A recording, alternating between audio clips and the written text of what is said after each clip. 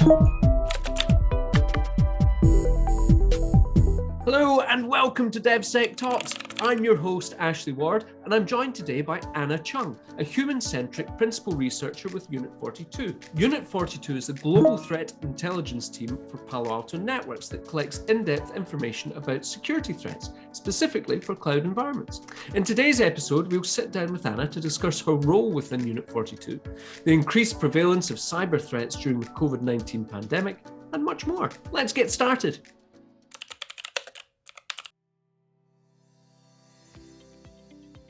Hi, everybody. My name is Anna Chung. I'm a principal researcher with Unit 42, which is the global threat intelligence team for Palo Alto Network.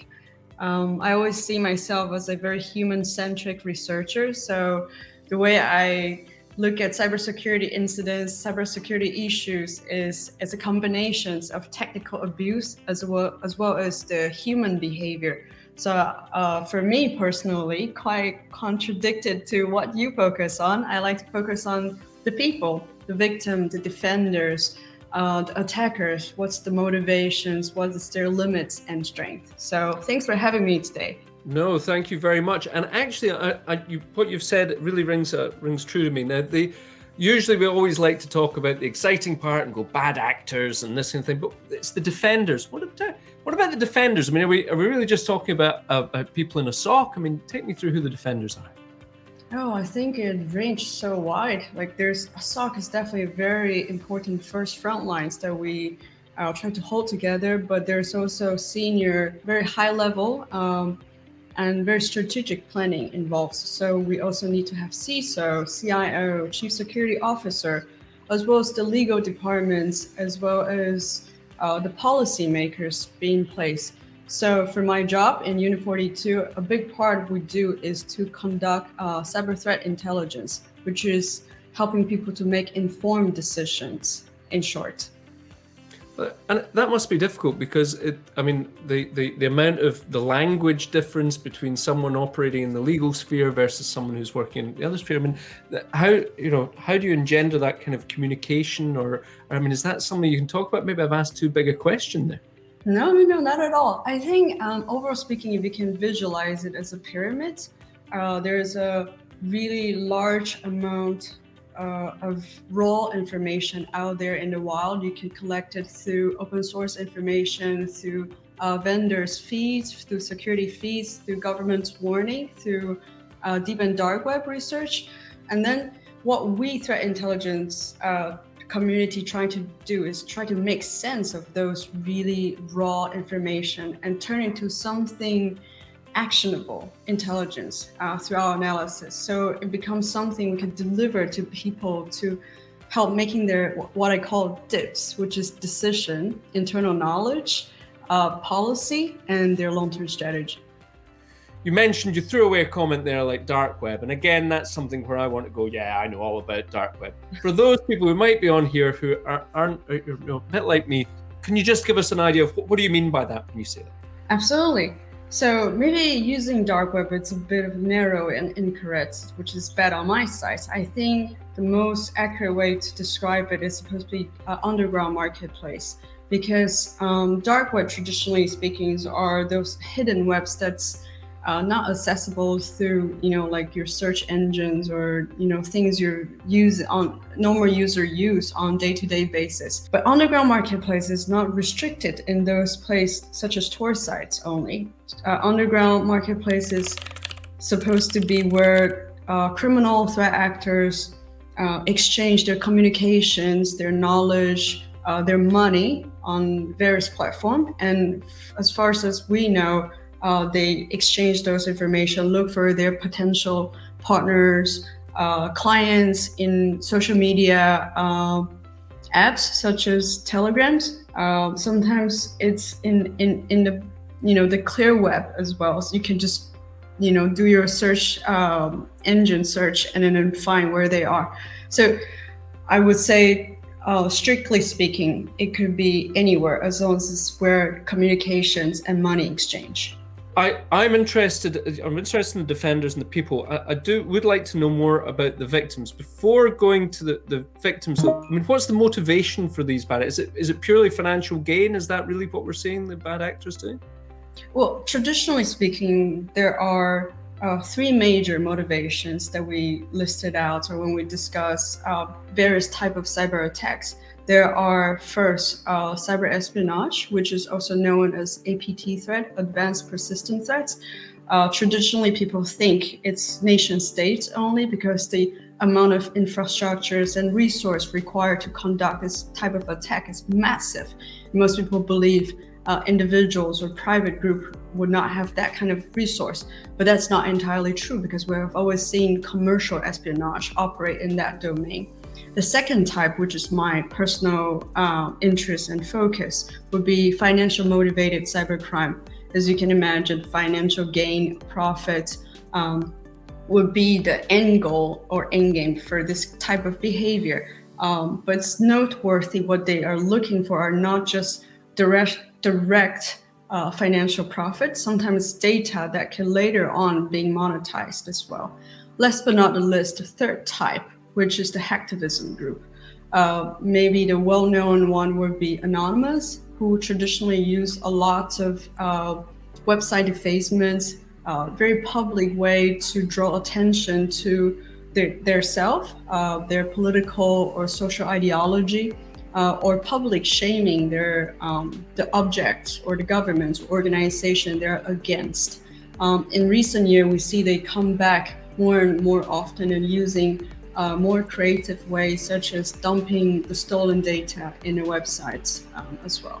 It's probably easy for me to say this, but isn't it a case of then the victims are really just big organizations, right? And that's the only people that are really impacted. Is that the case? I mean, who are the victims? These are the people that we care about. I think like all kinds of marketplace, you have big player and you have smaller players. So you have big target and smaller targets. Not specifically saying who will be the most popular targets, but I think in the modern days, especially all the ransomware that we're reading on the news headline these days, it's obvious the cyber criminals became very good and very sophisticated in their game. So if I can kind of continue using ransomware as an example, in the underground forums, most people think it's a bunch of criminals that go in and then decrypt it and then get your monies and or like extort you, and like if not, they expose you. It's like very rough way, but that's not exactly how it works. The more we learn about the underground marketplace, the more we realize that there's really sophisticated, very layered, collaborative structures in that society, in that marketplace. For example, the ransomware as a service platform. It is a ransomware portal that started or initiated by a bunch of very technical developer who developed this portal, allowed less technical, less tech-savvy attackers to rent this ransomware, customized ransomware, to go ahead and deploy it in various systems. And they're also business savvy as well. So they come up with 3 different business models. There's one-off, you just pay once. There's the second one, which is you rent it periodically, monthly rate. And the third is the affiliates program that we constantly heard about too. So affiliates program is the technical developers is not going to charge you upfront. They assign you, they give you the software and you go out, infiltrate into a network, figure out how valuable this target can be, how many endpoints in this network, what is their yearly revenue, so how much ransom they could potentially afford. And then you deploy the ransoms and requested it. And sometimes the affiliates or sometimes the core group will do the negotiation parts.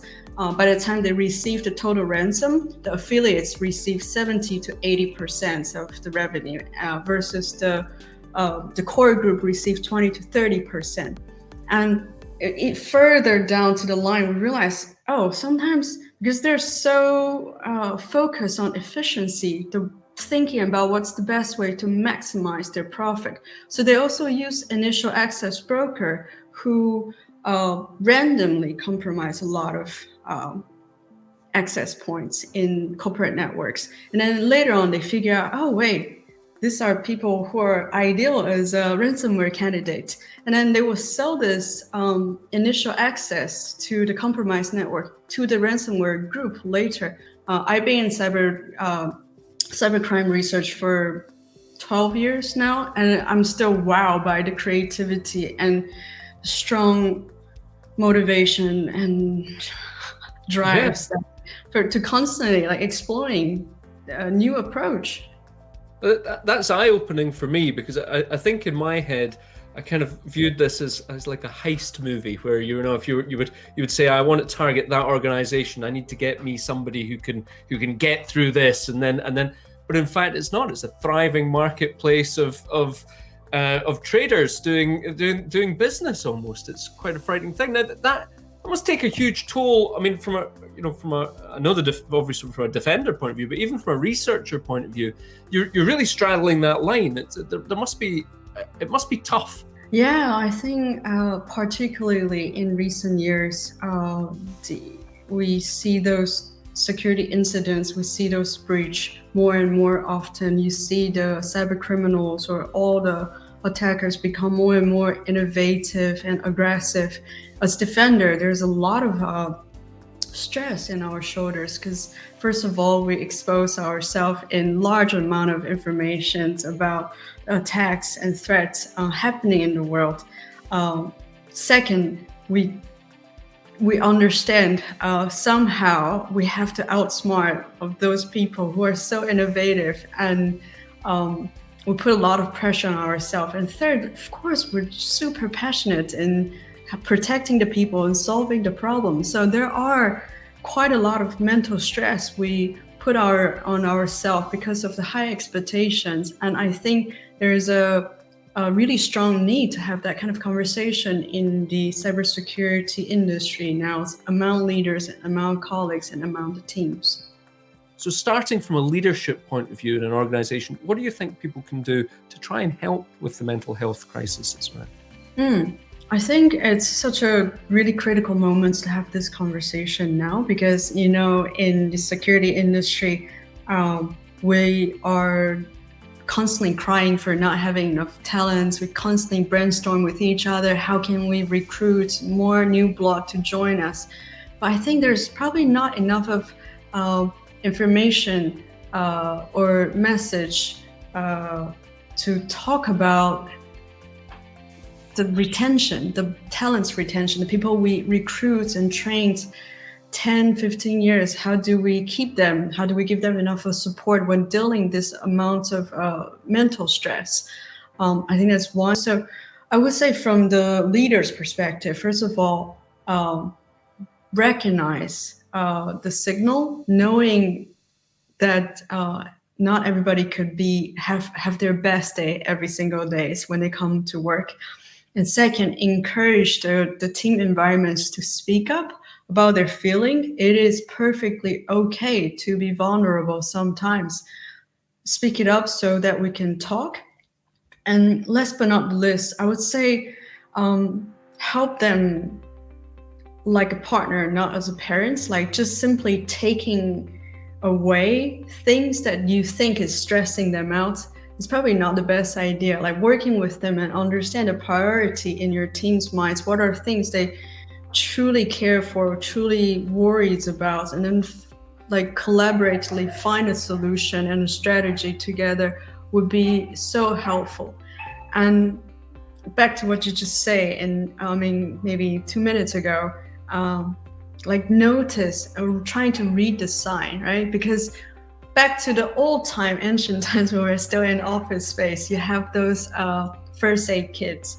And if someone's had a cut on their legs, you know, like, oh my God, how deep is this cut? How much bleeding it is? And then I can take the first aid kits and then try to help them, and to what time I should just call the ambulance and take them to the professional medical treatments. But when someone's heart is sick, their mind is not in a really good place. As a leader, do you think you can read that signal? Do you understand what's the baseline based on this individual's past behavior, not just your expectation on their role and their professional performance, right? So I think as COVID forcing all of us working from home, there's a fuse between, bigger integrations between work and home environments. I think the leader should also start really take it seriously, like the professional and individual well-beings are very deeply connected together. From an individual point of view, what do you think we can do that would be to recognize either in ourselves or in our colleagues? Have you got any advice for an individual that might be listening? I would say look at your well-being or some people use the word burnout symptoms. I don't always think it has to be wait until you feel like you're a burnout, but like look at your own well-being baseline, your happiness, not from just the metrics of inputs and rewards, because I did a bit of homework and I heard these two keywords in lots of talks, and I don't think that's it. I think it's constantly asking yourself, do you feel like your work and your life has some kind of work-life conflict? We're not even talking about work-life balance, but the conflict itself. Does it take away your time, your energy, your, mental bandwidth to the extent that you don't know how to bounce back? And do you need a break? And talk openly. First, reach out to your peers, of course, there's medical professionals you can reach out to. And it is okay to feel not okay. I think we kind of see this thing coming up a lot during the Olympics, even under the world leading athletes. Like they public acknowledge, like there are times they're not okay, even though it's the timing that they know is once in a lifetime. They prioritize themselves. They have really honest conversation with themselves. So being honest to yourself, I think, will be the key for everybody who are passionate about their work, no matter which industry you're at. Thank you to Anna Chung for taking the time to chat with us today. And thank you for tuning in to this episode of DevSecTalks. Visit the link in the description below for more details on this series, and be sure to subscribe and turn on channel notifications to be the first to know about our upcoming episodes. And if you're interested in being a part of the DevSecTalks series, or if you have any topics you'd like to hear more of, then let us know in the comments section below. I'll see you next time.